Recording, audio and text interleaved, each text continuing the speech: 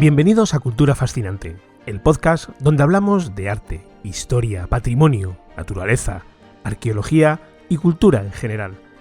Yo soy Fran Fernández, productor y realizador audiovisual y creador de la plataforma culturafascinante.com. Si te apasiona la historia, la naturaleza, el arte o el patrimonio, pásate por nuestra web y forma parte de la comunidad de los que irremediablemente sufrimos el síndrome de Stendhal.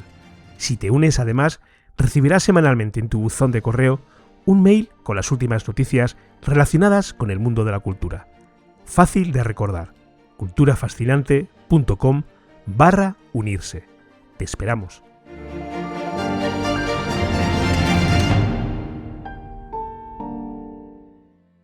Hoy, en nuestro primer episodio, vamos a conocer el arte que surgió en Europa a finales del siglo XII y que se prolongaría hasta el siglo XV. Se caracterizó por ser un estilo arquitectónico imponente y que también se extendería a la pintura, la escultura o la joyería. Hablamos del arte gótico, que aun circunscribiéndose en muchos ámbitos, hoy vamos a acercarnos al arquitectónico. Este surgió en Francia en el siglo XII y se extendió por toda Europa durante los siglos XIII y XIV. Se desarrolló principalmente como una reacción contra el estilo románico, predominante en Europa desde finales del siglo X hasta mediados del siglo XII, y que se caracterizó por el uso de formas geométricas simples, decoración en relieve y esculturas en las iglesias y edificios religiosos, así como por el uso de bóvedas de cañón y arcos de medio punto en la arquitectura. El arte gótico se diferenció principalmente por el uso de la luz en el interior de los templos, lográndolo gracias al uso de arcos apuntados, pero principalmente por el uso de las vidrieras, que aportaban un espacio de luz y color dentro del interior del templo. Una luz que provenía directamente de Dios. También hubo un énfasis en la ornamentación y en el detalle, en el que las esculturas y el relieve en las paredes y techos de las catedrales aportaban un estilo único hasta la fecha. El arte gótico surgió en un momento de importantes cambios culturales y políticos en Europa. La economía estaba floreciendo y había una mayor concentración de riqueza y poder en las ciudades. Esto permitía llevar a cabo la construcción de grandes e impresionantes catedrales, transmitiendo el reflejo intencionado de su riqueza y poder. En términos de arte, el gótico es conocido por su elegancia y refinamiento, y representa una de las etapas más importantes en la historia del arte europeo. Aún hoy en día, las catedrales góticas continúan siendo una fuente de inspiración y admiración, y son un testamento a la devoción y el talento de los artesanos y arquitectos de la Edad Media. Los constructores de las catedrales fueron en su mayoría, como decimos, arquitectos, maestros de obra, canteros, carpinteros, herreros y otros artesanos que trabajaban en equipo para diseñar y construir estas majestuosas estructuras. A menudo estaban organizados en gremios o hermandades y se transmitían sus conocimientos de generación en generación. Los maestros de obra tenían un conocimiento profundo de la geometría, la mecánica y la construcción en piedra, lo que les permitía diseñar y construir grandes catedrales con una precisión y estabilidad impresionantes. Los canteros, por otro lado, eran expertos en la talla de piedra y eran los responsables de esculpir detalles ornamentales y esculturas en las fachadas de las catedrales. La construcción de una catedral podría tomar décadas o incluso siglos, y a menudo involucraba a toda la comunidad local. La primera construcción de un templo gótico tuvo lugar en Saint-Denis, en las afueras de París. La construcción de la basílica comenzó en el siglo XII y fue dirigida por el abad Suger, quien se inspiró en la arquitectura romana y bizantina para crear un estilo nuevo y revolucionario. En la basílica de Saint-Denis se introdujeron características distintivas del arte gótico, como los arcos apuntados, las bóvedas de crucería y el uso de vidrieras, siendo la última morada de muchos reyes franceses, incluyendo a Luis XVI y María Antonieta, además de convertirse en un importante centro de peregrinación en la Edad Media. La Basílica de Saint-Denis sigue en pie a día de hoy y es considerada una obra maestra del gótico. Uno de los elementos principales y siempre presentes en la arquitectura gótica son los arcos apuntados. Las vidrieras también están presentes en la arquitectura religiosa del arte gótico. Son brillantes y coloridas, creando un ambiente mágico y sagrado.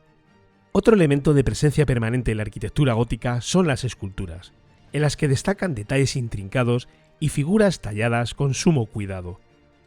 Por norma general, representan santos, ángeles y otros personajes religiosos, y son una forma de honrar a Dios y de transmitir valores espirituales a la comunidad. La pintura, por otro lado, es conocida por su realismo y su habilidad por capturar la emoción y la espiritualidad en las figuras humanas y las escenas religiosas. Pero volviendo nuevamente al concepto de arquitectura gótica, es necesario destacar el que sin duda alguna es el elemento más representativo de la misma.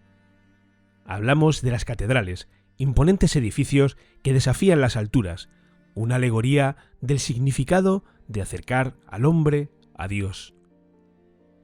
Construidas en piedra, son un prodigio arquitectónico reflejo de la sabiduría de los maestros constructores de la época. En su exterior destacan sus torres, las puertas de acceso con arcos apuntados en las que encontramos las arquivoltas, elemento arquitectónico heredado del románico cuyo cometido principal sería el de decorar los arcos abocinados. Sobre este arco apuntado se ubicaría el tímpano, un espacio destinado principalmente para la representación de escenas bíblicas. Desde el exterior de una catedral gótica podemos apreciar, además de los pilares que sustentan el edificio, amplias fachadas en las que encontramos esculturas de santos o personajes importantes eclesiásticos, así como el rosetón, en el que en algunas ocasiones se ubicaría un reloj y que albergaría además las vidrieras. El interior de una catedral gótica se convierte en un espacio en el que, a diferencia de las iglesias románicas, la luz es la gran protagonista. La nave central es el espacio más amplio de una catedral. Es el lugar en el que por norma habitual se congregaban los feligreses y suele estar flanqueada en la parte superior de sus muros laterales por amplios arcos y vidrieras, las cuales ofrecen una luz casi mágica y sagrada al recinto. Junto a la nave central de una catedral encontramos el crucero, un espacio donde se cruzan la nave principal y la nave transversal de la iglesia, formando una cruz en la planta del edificio. En algunos casos podemos encontrar cruceros coronados por una cúpula o una linterna, y habitualmente es donde se ubicaría el altar, esculturas y elementos decorativos. El coro, por otro lado, cerca del altar mayor, se encuentra generalmente en una posición más elevada, con el propósito de facilitar la visualización del grupo coral por parte de la congregación. Está decorado con detalles artísticos como esculturas, pinturas y vitrales o tallas de madera. Además de su función musical, el coro también puede servir como espacio para los miembros del clero durante la misa.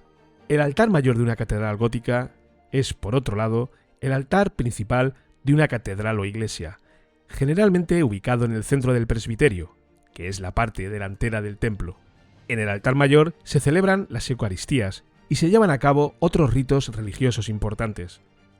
A menudo está decorado con elementos artísticos como retablos, esculturas en piedra y ornamentos litúrgicos. Es el espacio de una catedral que por norma habitual atrae más la atención, ya que en él se aglutinan los elementos arquitectónicos y decorativos más bellos. Otro elemento a destacar es la bóveda de la iglesia gótica, un tipo de techumbre que cubre la nave y las capillas de la iglesia. Se caracteriza por tener arcos apuntados que se cruzan en el centro, formando un patrón de diamantes o de nervaduras. Esta técnica permite crear una sensación de altura y amplitud en el interior de la iglesia, dando entrada a la luz natural a través de grandes ventanales con vidrieras de colores. La bóveda de crucería es uno de los elementos más distintivos de la arquitectura gótica, pudiendo en algunas ocasiones estar ribeteada con arbotantes o contrafuertes, que ayudan a soportar el peso de la techumbre y a transmitir la carga hacia las paredes laterales. Otro elemento a destacar en el interior de una catedral es el triforio. Se trata de una galería en el nivel superior que permite la circulación del aire y la luz, y que en ocasiones es utilizado como un camino para acceder a las galerías y a las vidrieras. Suelen estar situados entre la nave y la bóveda, dando entrada nuevamente a la luz natural del exterior. Entre los elementos a destacar en una catedral es necesario mencionar el rosetón, una ventana circular amplia y colorida que se ubica en la fachada de la catedral, la cual sería otra fuente de luz procedente del exterior, tamizada por el colorido de las vidrieras que allí se ubican. Como elemento anexo a la propia iglesia se encuentran los claustros, patios porticados que albergan en el centro un jardín, estando rodeados de galerías con columnas y arcos. Son espacios que se utilizan para la reflexión, el estudio y la meditación, y suelen ser un lugar de transición entre el mundo exterior y la vida monástica o religiosa. Además, en algunos claustros se pueden encontrar elementos decorativos como pinturas, esculturas y frescos, lo que los convierte en importantes espacios del arte y la cultura. En conclusión, el arte gótico fue un estilo artístico y arquitectónico que floreció en Europa en la Edad Media y se caracterizó principalmente por la habilidad del uso de la luz, la altura y la ornamentación detallada, así como la elevación de sus construcciones hacia los cielos, transmitiendo una sensación de cercanía a Dios. Fue un estilo que reflejaba la visión del mundo de la época, dominada por la religión, la búsqueda de la belleza y la armonía en la creación humana. Las catedrales góticas en particular se convirtieron en un símbolo de la riqueza y la importancia de la Iglesia católica y un testimonio del ingenio y habilidades técnicas de los constructores y artesanos de la época.